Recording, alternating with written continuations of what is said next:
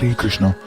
तो जुलाई 1975 में जब फ्रीलांस की रिपोर्टर सैंडी निक्सन ने कृष्णा सेंटर फिलाडेल्फिया में श्रील प्रभुपाद का इंटरव्यू लिया, तो उसमें उन्होंने कुछ इंपॉर्टेंट टॉपिक्स पर बात की थी, जैसे कृष्णा कॉन्शियसनेस क्या होता है, हरे कृष्ण महामंत्र क्या होता है, और वैसे relation between spiritual master and God, difference between genuine and fake guru, and role of woman in Krishna consciousness and Indian caste system, and relation between Christ consciousness and Krishna consciousness। ऐसे कुछ important topics को उन्होंने cover किया था, इन्हीं के बारे में आज हम जानेंगे। तो शुरू करते हैं छोटे से इंट्रो के बाद। तो सैंडी निक्सन का पहला क्वेश्चन था, व्हाट इज कृष्णा कॉन्शियसनेस, जिसका जवाब देते हुए श्रील प्रभुपाद ने कहा कि कृष्णा मतलब भगवान, और हम उनसे जुड़े हुए हैं क्योंकि वो हमारे वास्तविक पिता हैं, लेकिन हम उनसे अपना रिश्ता भूल चुके हैं। और जब हम ये जानने के लिए उत्तेजित होते हैं कि हमारे भगवान से क्या रिश्ता है, हमारे जीवन का क्या लक्ष्य है, तो हमें कृष्णा कॉन्शियस बुलाया जाता है। फिर उसके बाद सैंडी निक्सन दोबारा पूछती हैं कि कृष्णा कॉन्शियसनेस किसी भक्त के अंदर कैसे डेवलप होती है, जिसका जवाब देते हुए श्रील प्रभुपाद ने कहा कि कृष्णा कॉन्शियसनेस हर किसी के दिल में बसती है, लेकिन हमारी मटेरियली कंडीशन लाइफ की वजह से हम उसे भूल चुके हैं। लेकिन जब हम हरे कृष्ण महामंत्र जपते हैं, हरे कृष्ण कृष्ण कृष्ण हरे हरे, हरे राम राम राम हरे हरे, तो इससे हमारे अंदर जो कृष्ण कॉन्शियसनेस होती है वो वापस जीवित हो जाती है। जिसका एग्जाम्पल देते हुए श्रील प्रभुपाद ने कहा कि कुछ महीनों पहले तक अमेरिका और यूरोप के लड़के और लड़कियां भगवान कृष्ण के बारे में नहीं जानते थे, लेकिन कल जब हमने रथ यात्रा निकलवाई तो उसमें वे सभी नाच रहे थे और हरे कृष्ण महामंत्र जप रहे थे। तो ऐसा आर्टिफिशियल तरीके से नहीं हो सकता है, लेकिन उनके अंदर में जो कृष्ण कॉन्शियसनेस है वो जाग चुकी है, इसलिए वो इतने देर तक नाचते रहे और हरे कृष्ण महामंत्र बोलते रहे।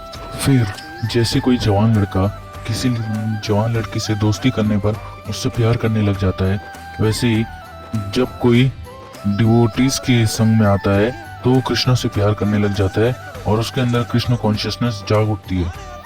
फिर सैंडी निक्सन दोबारा पूछती हैं कि what is the difference between Krishna consciousness and Christ consciousness, जिसका जवाब देते हुए श्रील प्रभुपाद कहते हैं कि क्राइस्ट कॉन्शियसनेस और कृष्णा कॉन्शियसनेस दोनों एक ही हैं, लेकिन अभी के टाइम पे लोग क्रिश्चियनिटी के नियमों का पालन नहीं कर रहे हैं, जीसस क्राइस्ट के हुक्मों का पालन नहीं कर रहे हैं, जिसके कारण वो गॉड कॉन्शियसनेस के स्टैंडर्ड तक पहुंच ही नहीं पा रहे हैं। फिर सैंडी निक्सन पूछती हैं कि हर धर्म में कृष्णा कॉन्शियसनेस के बारे में क्या क्या अलग अलग बातें बताई गई हैं। फिर श्रीला प्रभुपाद कहते हैं कि धर्म का मतलब होता है कि भगवान को जानना, ये जानना कि हम कैसे भगवान से प्रेम कर सकते हैं, उसे धर्म कहते हैं। लेकिन अभी के टाइम पे लोगों को पता ही नहीं है कि भगवान है कौन और हमें भगवान से प्रेम करने के लिए क्या कहना चाहिए। लोग सिर्फ इस बात से संतुष्ट हैं कि वे चर्च जा रहे हैं और ये कह रहे हैं कि भगवान हमें हमारी रोज की रोटी देते रहना, और श्रीमद् भागवतम में इसको चीटिंग रिलीजन कहा गया है, क्योंकि इसमें हमारा लक्ष्य भगवान को जानना, भगवान से प्रेम करना नहीं है, बल्कि खुद का कुछ पर्सनल प्रॉफिट कमाना है। दूसरे तौर पर अगर मैं किसी ऐसे धर्म को फॉलो कर रहा हूँ जिसमें मुझे ये नहीं बताया जा रहा है कि भगवान से प्रेम कैसे करें, भगवान को कैसे में जाने, तो मैं एक चीटिंग रिलीजन को फॉलो कर रहा हूँ। जैसा आजकल के टाइम में क्रिश्चियंस में देखा जा सकता है कि उन्हें अपॉर्चुनिटी दी जा रही है भगवान को जानने की, समझने की, लेकिन वो उसका फायदा नहीं उठा रहे हैं। जैसे बाइबल में हुक्म दिया गया है थौ शैल नॉट किल, लेकिन अभी के टाइम पे क्रिश्चियन दुनिया के सबसे अच्छे स्लॉटर हाउस चलाते हैं। तो वो गॉड कॉन्शियस कैसे बन सकते हैं जब वो भगवान के हुक्मों का पालन ही नहीं कर रहे हैं। और ये चीज अभी के टाइम पे सिर्फ क्रिश्चियन में नहीं बल्कि हर रिलीजन में देखी जा सकती है। जो टाइटल है हिंदू, मुस्लिम और क्रिश्चियन, ये तो सिर्फ रबर स्टैंप है। आजकल के टाइम पे कोई नहीं जानता है कि भगवान को कैसे जाने, भगवान से प्रेम कैसे करें। इतने में सैंडी निक्सन ने दोबारा पूछा कि एक असली और एक नकली स्पिरिचुअल मास्टर में क्या अंतर है, क्या आप बता सकते हो? जिस पे श्रील प्रभुपाद ने कहा, जो आपको सिखाए कि भगवान को कैसे जाने, भगवान से कैसे प्रेम करें, वो स्पिरिचुअल मास्टर है। और आजकल के टाइम पे कुछ ऐसे गधे हैं जो कहते हैं कि आई एम गॉड। वो चाहते हैं कि जो लोग भगवान पे विश्वास नहीं करते वो हम पर विश्वास करें। तो अगर आपको भगवान को जानना है तो आपको उसके लिए खुद सीरियस होना होगा, वरना आप अपना वक्त बर्बाद करेंगे। तो बाकियों में और हमें ये अंतर है कि हम आपको बताते हैं कि आप भगवान से कैसे जुड़ सकते हैं, आप भगवान को कैसे जान सकते हैं, आप भगवान से कैसे प्रेम कर सकते हैं। हम लोग सिर्फ साइंस बता रहे हैं जो हमें मिली है भागवत गीता से और श्रीमद् भागवतम से। हम आपको भगवान कृष्ण के बारे में बताते हैं, जो कि गॉड हेड की सुप्रीम पर्सनैलिटी हैं। हम उनकी टीचिंग्स बताते हैं आपको। हम लोगों को केवल ये समझाते हैं कि हमारा काम भगवान से प्रेम करना है, हमारा काम भगवान से अपनी आवश्यकताएं पूर्ण करवाना नहीं है, क्योंकि भगवान तो उनकी आवश्यकताएं भी पूर्ण कर रहे हैं जिनका कोई धर्म नहीं है। जैसे कुत्ते और बिल्ली, उनका कोई धर्म नहीं होता, लेकिन फिर भी कृष्णा उन्हें सारी की सारी आवश्यकताएं दे रहे हैं। तो हम भगवान कृष्ण को भला अपने रोटी के लिए क्यों परेशान करें, वो हमें वैसे ही हमारी रोटी प्राप्त दे रहे हैं। असली धर्म का मतलब है ये जानना कि हम कैसे उनसे प्रेम करें। जो धर्म हमें सिखाता है कि भगवान से कैसे प्रेम करें बिना किसी मोटिव के, वो एक फर्स्ट क्लास रिलीजन है। अगर मैं भगवान को किसी फायदे के लिए सर्व करता हूँ तो वो बिजनेस है, वो प्रेम नहीं है। अगर कोई भगवान से प्रेम करना चाहता है तो उस पर कोई रेस्ट्रिक्शन नहीं है, चाहे वो अमीर हो, चाहे वो गरीब हो, चाहे वो जवान हो, चाहे वो बूढ़ा हो, चाहे वो काला हो, चाहे वो गोरा हो, वो सभी भगवान से प्रेम कर सकते हैं। फिर सैंडी निक्सन पूछती हैं कि जीवन जीने के जितने भी रास्ते हैं क्या वे सब एक ही जगह पर खत्म होते हैं? जिस पर श्रील प्रभुपाद कहते हैं नहीं, जीवन जीने के तरीके के हिसाब से लोग 4 वर्गों में बांटे गए हैं, जिनमें से एक है कर्मी, दूसरा है जनानी, तीसरा है योगी और चौथा है भक्त। इन सभी के अलग अलग लक्ष्य हैं। कर्मी काम करते हैं किसी मटेरियल प्रॉफिट के लिए। एग्जाम्पल के तौर पर शहरों में ज्यादातर लोग कार्य करते हैं दिनों और रातों तक सिर्फ पैसा कमाने के लिए। और जनानी वह व्यक्ति होता है जो सोचता है कि मैं भला कार्य क्यों करूं, चिड़ियों को भी उनका भोजन मिल रहा है, हाथी को भी उनका भोजन मिल रहा है, मक्खियों को भी उनका भोजन मिल रहा है, जबकि वो कोई काम नहीं करते हैं। तो भला मैं क्यों कोई काम क्यों करूं? मैं अपने जीवन की मुश्किलों का अंत करूंगा, जैसे जन्म, मृत्यु, बुढ़ापा और बीमारी, मैं इन सब का अंत करूंगा। वे अमर होने की कोशिश करते हैं और वे चाहते हैं कि वो भगवान से जुड़ सकें अमर होने के लिए। तो वही योगी एक ऐसा इंसान होता है जिसके पास जादुई शक्तियां होती है।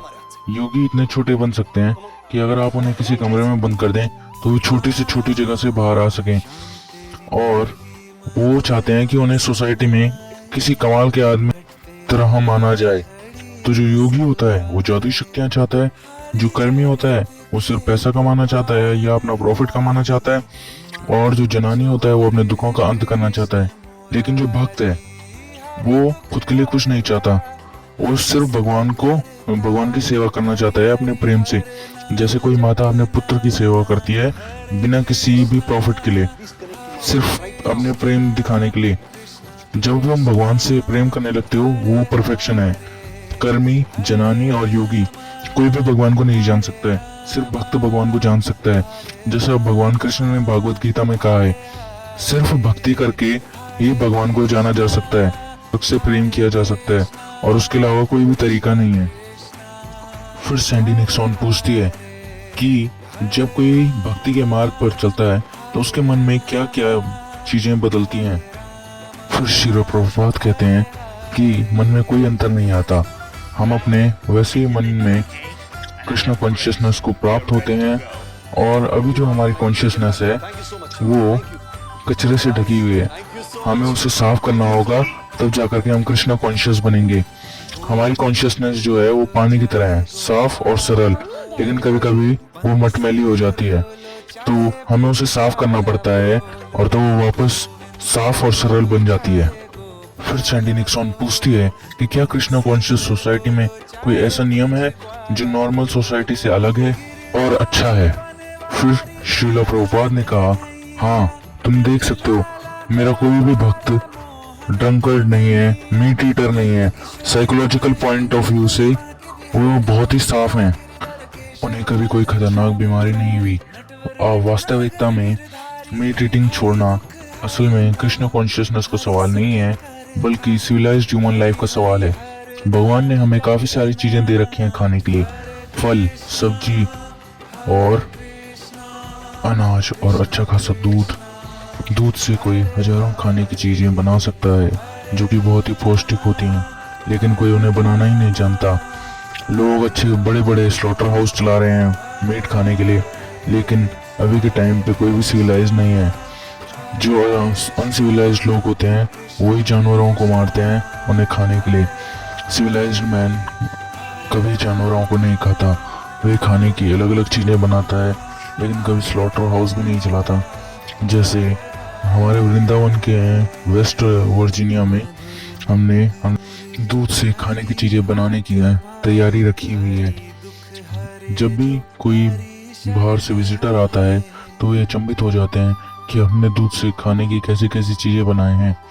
तो जो गाय का खून होता है वो बहुत न्यूट्रिशियस होता है, लेकिन जो सिविलाइज्ड मैन होता है वो उसे दूध की फॉर्म में इस्तेमाल करता है। दूध और कुछ नहीं, गाय का खून होता है जो ट्रांसफॉर्म होकर के आया हुआ होता है। तुम लोग दूध से योगर्ट, कर्ड, घी, क्लैरिफाइड बटर और जब दूध से बनी हुई इन चीज़ों को तुम अनाज, फल और सब्जियों में मिलाते हो तो तुम बहुत सारी खाने की चीज़ें बना सकते हो। ये सिविलाइज्ड लाइफ होती है। हम सीधे जानवरों को नहीं मारते उनका मांस खाने के लिए। अगर कोई गाय है और वो घास खा रही है जो उसे भगवान ने दिया है और हमें दूध दे रही है जिस पे हम रह सकते हैं खा पी करके, तो तुम्हें लगता है कि गाय की गर्दन काटना सिर्फ उसका मांस खाने के लिए ये सिविलाइज्ड है? फिर सैंडी निक्सॉन कहती है कि नहीं, मैं आपकी बात से सहमत हूँ, लेकिन मैं आपसे ये पूछना चाहती हूँ कि जो वेद हैं क्या हम उन्हें सिंबॉलिकली पढ़ सकते हैं जैसे हम उन्हें लिटरली पढ़ते हैं? तो प्रभुपाद कहते हैं नहीं, हमें उन्हें वैसे ही पढ़ना चाहिए जैसे वो हैं, हमें उन्हें सिंबॉलिकली नहीं पढ़ना चाहिए। तभी तो हम Bhagavad Gita as it is छाप रहे हैं। फिर सैंडी निक्सॉन ने कहा कि क्या आप कोशिश कर रहे हो कि जो एंशिएंट इंडिया का कास्ट सिस्टम है वो वेस्ट में भी आए जैसा गीता में मेंशन किया गया है? फिर प्रभुपाद ने कहा कि भागवत गीता में कास्ट सिस्टम के बारे में कहाँ लिखा हुआ है? कृष्णा ने भागवत गीता में कहा है चतुर्वर्ण्यम माया सृष्टम गुण कर्म विभाक्षा, यानी मैंने 4 डिवीजन बनाए हैं, वो भी उनकी क्वालिटी और वर्क के हिसाब से। जैसे समझ लो अभी के टाइम पे इंजीनियरिंग और मेडिकल के प्रैक्टिशनर्स हैं सोसाइटी में, तो क्या तुम कहोगे कि वो अलग अलग कास्ट से बिलोंग करते हैं, कि एक इंजीनियर कास्ट का है और दूसरा मेडिकल कास्ट का है? नहीं ना। तो अगर कोई आदमी है जिसने क्वालिफाइड किया है मेडिकल स्कूल से तो तुम उसे डॉक्टर मानोगे। ऐसे ही अगर कोई दूसरा आदमी है जिसको इंजीनियरिंग की डिग्री मिली है तो तुम उसे इंजीनियर ही मानोगे। वैसे ही भागवत गीता में 4 वर्णों के बारे में बताया गया है जिनको उनकी क्षमताओं के हिसाब से रखा जाएगा। ऐसा नहीं होगा कि ब्राह्मण के परिवार में जन्मा हुआ कोई गधा भी ब्राह्मण ही माना जाएगा। अगर किसी को ब्राह्मण साबित होना है तो उसे उसी हिसाब का परिश्रम करना होगा, अपनी क्षमताओं को साबित करना होगा, हम उसी को ब्राह्मण मानेंगे, वरना किसी 5th क्लास के आदमी को हम ब्राह्मण नहीं मानेंगे। फिर सैंडी निक्सॉन ने कहा कि आप वुमन लिबरेशन के बारे में क्या सोचते हैं? सो प्रभुपाद ने कहा कि वुमेन्स को भी इक्वल राइट्स दिए जाएंगे। इसका मतलब जैसे अगर कोई आदमी औरत को चीट करता है, जैसे समझ लीजिए अगर एक आदमी और औरत मिले और वो एक दूसरे से प्रेम करने लगे और ऐसे में ही वुमन प्रेग्नेंट हो गई और आदमी चला गया, तो वुमन को अगर चाहे तो उसके बच्चे की रिस्पॉन्सिबिलिटी लेगी, चाहे वो भीख मांग करके ले, चाहे वो गवर्नमेंट से अपना अधिकार वापस ले और चाहे वो उस बच्चे को ही मार दे। ये उस औरत की इंडिपेंडेंस है।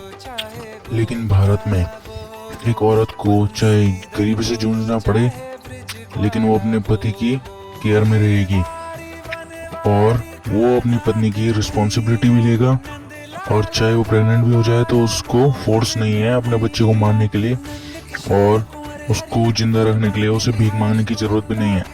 तो उसके बाद प्रभुपाद उससे पूछते हैं कि तो आप बताइए मुझे असली इंडिपेंडेंस क्या है, अपने पति की केयर में रहना या फिर सबसे एंजॉय होना? फिर निक्सॉन दोबारा पूछती है कि स्पिरिचुअल लाइफ के बारे में आपका क्या सोचना है, क्या कोई औरत भी कृष्णा कॉन्शियसनेस में सफल हो सकती है? जिस पर प्रभुपाद कहते हैं कि हम जेंडर के बेस पर डिस्क्रिमिनेशन नहीं करते हैं, हम कृष्णा कॉन्शियसनेस आदमी को भी देते हैं औरत को भी देते हैं। हम कृष्णा कॉन्शियसनेस में आदमी, औरत, गरीब और अमीर सबको वेलकम करते हैं। बल्कि कृष्णा ने भगवत गीता में कहा है, विद्या विनय संपन्ने ब्राह्मणे गविहसितिनि सुनी चैव स्वपके च पंडिता समदर्शिनः, जिसका अर्थ है कि एक संत अपने ज्ञान की दृष्टि से ब्राह्मण, गाय, हाथी, कुत्ता और कुत्ता खाने वाले सबको बराबर नजर से देखता है। सैंडी निक्सन फिर दोबारा बोलती हैं कि क्या आप मुझे हरे कृष्ण महामंत्र का अर्थ बता सकते हैं? जिस पर प्रभुपाद ने कहा कि वो बहुत ही आसान है। हरे का मतलब है भगवान की ताकत और कृष्णा का मतलब है भगवान। जैसे इस मटेरियल वर्ल्ड में मेल और फीमेल होते हैं, उसी प्रकार भगवान ओरिजिनल मेल है जिसे हम पुरुष कहते हैं, और वैसे ही उनकी ताकत ओरिजिनल फीमेल है जिसे हम प्रकृति कहते हैं। तो जब हम हरे कृष्ण महामंत्र जपते हैं तो हम कहते हैं, ओ कृष्णा, ओ एनर्जी ऑफ कृष्णा, मुझे अपनी सेवा में जोड़ दीजिए। फिर सैंडी निक्सन पूछती हैं कि क्या आप मुझे अपने जीवन के बारे में कुछ बता सकते हैं? आप कैसे जानते हैं कि आप स्पिरिचुअल मास्टर हैं कृष्णा कॉन्शियस मूवमेंट के? तब प्रभुपाद ने कहा कि मेरा जीवन बहुत ही साधारण था। मैं एक घर को संभाल कर रखता था, मेरी एक पत्नी और 2 बच्चे थे। अभी तक तो मेरे पोते भी हो गए होंगे। और जब मेरे गुरुजी ने मुझे हुक्म दिया पश्चिमी देशों में कृष्णा कॉन्शियसनेस की संस्कृति को फैलाने का, तो मैंने अपना सब कुछ छोड़कर अपने गुरुजी के आदेश को मानने के लिए, और अब मैं गुरु और कृष्ण के आदेश का पालन करने की कोशिश कर रहा हूँ। कहा कि आप कितनी उम्र के थे जब आपको पश्चिमी देशों में आने के लिए कहा गया? जिस पर प्रभुपाद कहते हैं, जब मैं पहली बार अपने गुरु से मिला तो उन्होंने मुझे कृष्णा कॉन्शियसनेस को पश्चिम में फैलाने को कहा था। उस समय मैं 25 साल का था, एक वैवाहिक व्यक्ति जो 2 बच्चों का पिता था। 1944 में मैंने भगवान की किताबें पढ़ना शुरू कर दिया। 1959 में मैंने किताबें लिखना शुरू कर दिया, और तब 1965 में मैं अपना परिवार छोड़कर अमेरिका आ गया। फिर सैंडी निक्सन ने कहा कि जैसा आपने कहा है कि आप भगवान नहीं हो, तो ये मैंने देख लिया है। जैसे मैं बाहर से आई हूँ तो मैंने देखा है कि आपके जो भक्त हैं वो आपको भगवान की तरह ट्रीट करते हैं। फिर प्रभुपाद ने कहा, हाँ, ये उनकी सेवा है, क्योंकि आध्यात्मिक गुरु भगवान के नियमों का पालन करता है, इसीलिए भक्तों को उनकी सेवा भगवान की तरह करनी चाहिए। जैसे अगर कोई सरकारी अफसर है तो उसे भी सरकार जितनी इज्जत मिलेगी, क्योंकि वो सरकार के नियमों का पालन करता है। बल्कि अगर कोई मामूली हवलदार भी आएगा तो आपको उसकी भी इज्जत करनी पड़ेगी, क्योंकि वो भी सरकार का आदमी है। उक्तास तथा भव्यता एवं सद्भिः। इस श्लोक का अर्थ है कि आध्यात्मिक गुरु को भगवान की तरह इज्जत मिलनी चाहिए, क्योंकि वह भगवान का भरोसेमंद सेवक है, और सभी शास्त्रों में यही लिखा गया है। फिर सैंडी निक्सन कहती है कि मैं तो यह देखकर भी अचंभित हूँ कि आपके भक्त आपके लिए मटेरियल वर्ल्ड की कितनी सुंदर चीजें लाते हैं। जैसे आप एयरपोर्ट पर उतरे तो आपके भक्त आपके लिए सुंदर सुंदर गाड़ियां लेकर के आए। फिर श्रीला प्रभुपाद कहते हैं, क्योंकि मैंने अपने भक्तों को सिखाया है कि आध्यात्मिक गुरु की भगवान की तरह सेवा करनी चाहिए। जैसे तुम सरकारी अफसर की इज्जत सरकार की तरह करोगे, वैसे ही तुम उसे अच्छी अच्छी चीजें प्रदान करोगे, वैसे ही आध्यात्मिक गुरु को भी वो सब प्रदान करना पड़ता है जो वे भगवान को प्रदान करेंगे। अगर तुम भगवान को सोने की गाड़ी दोगे और गुरु को एक मामूली गाड़ी दोगे तो वो काफी नहीं है। तुम्हें गुरु को भी वही चीजें प्रदान करनी चाहिए जो तुम भगवान को प्रदान करोगे। फिर सैंडी निक्सन कहती हैं कि एक बात यह भी है कि अगर कोई बाहर का व्यक्ति कृष्णा कॉन्शियस बनना चाहता है तो उसे इस बात पर भरोसा करने में मुश्किल होती है कि जो मंदिर में मूर्तियां रखी हैं उनमें वास्तविक में भगवान है। क्या आप इस बारे में कुछ बता सकते हैं? फिर प्रभुपाद कहते हैं कि हाँ, तो अभी के वक्त पर क्योंकि तुम कृष्ण को देखने के लिए तैयार नहीं हो, तुम्हें प्रॉपर ट्रेनिंग नहीं मिली है, कृष्ण स्वयं तुम्हारे सामने आएंगे जब तुम उन्हें देखने के लिए तैयार हो जाओगे।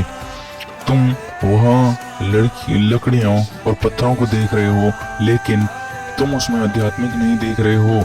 हाँ, मान लो तुम्हारे पिता की मृत्यु हो गई और तुम उनके बगल में रो रहे हो कि मेरे पिता चले गए, पर तुम ऐसा क्यों कह रहे हो? वो क्या है जो चला गया है? निक्सॉन ने कहा कि उनकी आत्मा चली गई है। फिर प्रभुपाद कहते हैं कि क्या तुमने उस आत्मा को देखा है? तो निक्सॉन कहती है नहीं। फिर प्रभुपाद कहते हैं कि इसका मतलब तुम आत्मा को नहीं देख सकते हो, और भगवान तो प्रथम पूज्य आत्मा है। असल में वो सब चीजें हैं, वो आत्मा भी हैं, वो पदार्थ भी हैं, लेकिन तुम उन्हें देख नहीं सकते हो उनके आध्यात्मिक पहचान में। तभी वो तुम्हें दिखने के लिए पत्थरों और लकड़ियों की मूर्तियों के रूप में आते हैं। फिर सैंडी निक्सॉन कहती हैं थैंक यू वेरी मच, और श्रील प्रभुपाद कहते हैं हरे कृष्णा, और यहीं पर उनकी संवाद का अंत होता है। धन्यवाद।